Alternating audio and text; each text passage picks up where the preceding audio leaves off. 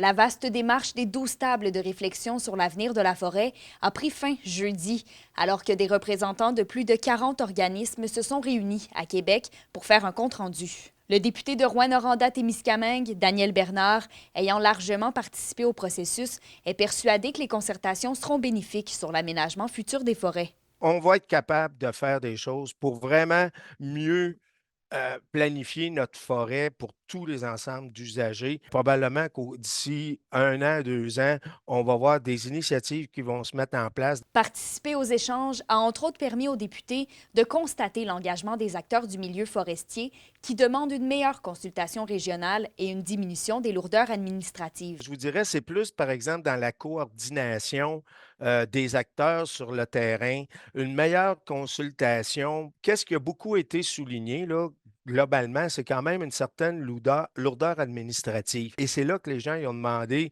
beaucoup plus de prise de décision en région.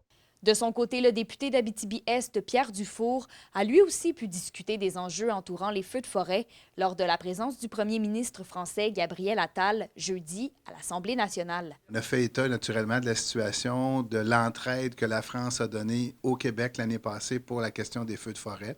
Donc, ça permet justement de démontrer encore une fois la courroie de transmission qu'il y a entre la France et le Québec pour se donner un coup de main lorsqu'il y a des épreuves. Avec les 90 millions de dollars qui ont été accordés pour la protection des forêts dans le dernier budget provincial, la SOPFEU a annoncé cette semaine l'embauche de 80 nouveaux pompiers forestiers. Toujours selon le député Dufour, c'est une mesure bien rassurante pour le directeur général de l'organisation.